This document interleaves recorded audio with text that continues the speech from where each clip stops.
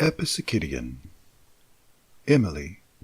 A ship is floating in the harbour now. A wind is hovering over the mountain's brow. There is a path on the sea's azure floor. No keel has ever ploughed that path before. The halcyons brood around the foamless isles. The treacherous ocean has forsworn its wiles. The merry mariners are bold and free. Say, my heart's sister, wilt thou sail with me?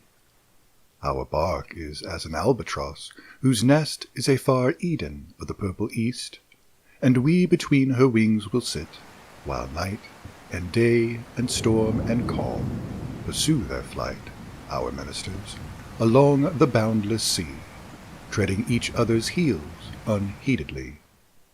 It is an isle under Ionian skies, beautiful as a wreck of paradise, and for the harbours are not safe and good, this land would have remained a solitude, but for some pastoral people native there, who from the Elysian, clear and golden air draw the last spirit of the age of gold, simple and spirited, innocent and bold. The blue Aegean girds this chosen home, with ever-changing sound and light and foam, kissing the sifted sands and caverns hoar, and all the winds wandering along the shore undulate with the undulating tide. There are thick woods where sylvan forms abide, and many a fountain, rivulet, and pond, as clear as elemental diamond, or serene morning air. And far beyond, the mossy tracks made by the goats and deer, which the rough shepherd treads but once a year, pierce into glades, caverns, and bowers, and halls built round with ivy, which the waterfalls, illumining, with sound that never fails, accompany the noonday nightingales. And all the place is peopled with sweet airs. The light, clear element which the isle wears is heavy with the scent of lemon flowers, which floats like mist laden with unseen showers, and falls upon the eyelids like faint sleep. And from the moss violets and jonquils peep and dart their arrowy odour through the brain, till you might faint with that delicious pain. And every motion, odour, beam, and tone with that deep music is in unison, which is a soul within the soul. They seem like echoes of an antenatal dream. It is an isle twixt heaven, air, earth, and sea, cradled and hung in clear tranquillity, bright as that wandering Eden Lucifer, washed by the soft blue oceans of young air. It is a favoured place. Famine or blight, pestilence, war, and earthquake never light upon its mountain peaks. Blind vultures, they sail onward far upon their fatal way. The winged storms, chanting their thunder psalm to other lands, leave azure chasms of calm over this isle, or weep themselves in dew, from which its fields and woods ever renew their green and golden immortality.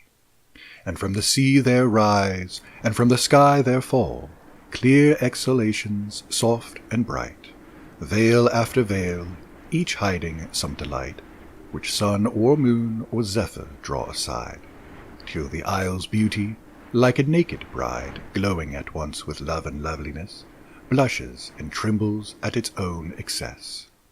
Yet, like a buried lamp, a soul no less burns in the heart of this delicious isle, an atom of the eternal, whose own smile unfolds itself, and may be felt, not seen, o'er the grey rocks, blue waves, and forests green, filling their bare and void interstices.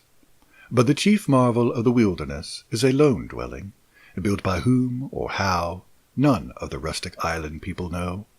'Tis not a tower of strength, though with its height it overtops the woods, but for delight some wise and tender ocean king, ere crime had been invented, in the world's young prime, reared it, a wonder of that simple time, an envy of the isles, a pleasure house made sacred to his sister and his spouse. It scarce seems now a wreck of human art, but, as it were, titanic, and the heart of earth having assumed its form, then grown out of the mountains from the living stone, lifting itself in caverns light and high. For all the antique and learned imagery has been erased, and in the place of it the ivy and the wild vine interknit the volumes of their many twining stems.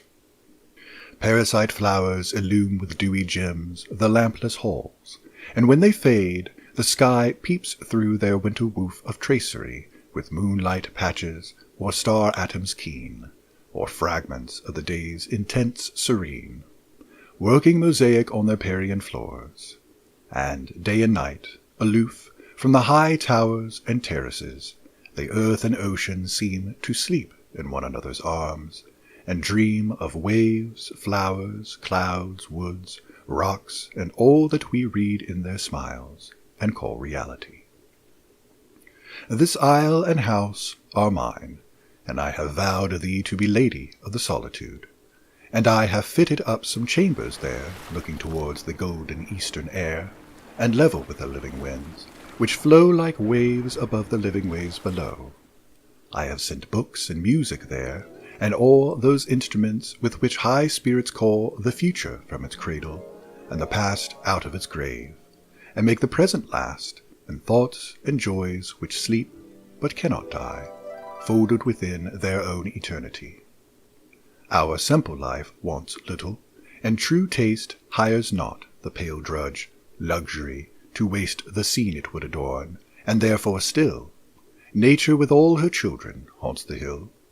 The ring-dove in the embowering ivy yet keeps up her love-lament, and the owls flit round the evening tower, and the young stars glance between the quick bats in their twilight dance.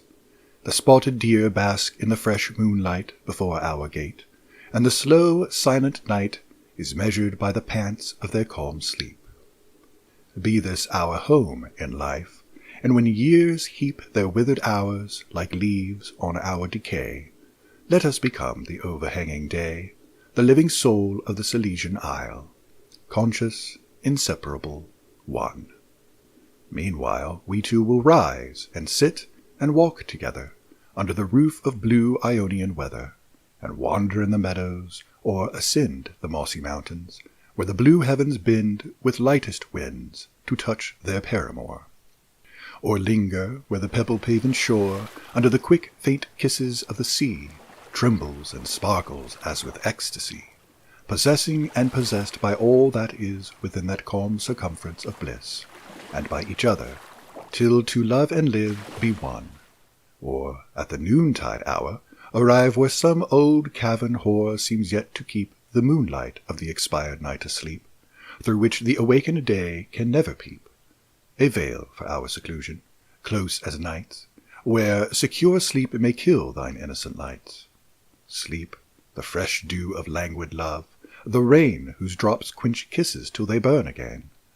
And we will talk until thought's melody become too sweet for utterance, and die in words, to live again in looks, which dart with thrilling tone into the voiceless heart, harmonizing silence without a sound. Our breath shall intermix, our bosoms bound, and our veins beat together, and our lips with other eloquence than words eclipse the soul that burns between them, and the wells which boil under our being's inmost cells, the fountains of our deepest life, shall be confused in passion's golden purity, as mountain springs under the morning sun. We shall become the same, we shall be one spirit within two frames. Oh, wherefore two? One passion in twin hearts, which grows and grew, till like two meteors of expanding flame, those spheres instinct with it become the same, touch, mingled, are transfigured, ever still burning, yet ever inconsumable, in one another's substance finding food, like flames too pure and light and unimbued to nourish their bright lives with baser prey, which point to heaven and cannot pass away. One hope within two wills, one will beneath two overshadowing minds, one life, one death, one heaven, one hell, one immortality, and one annihilation. Woe is me!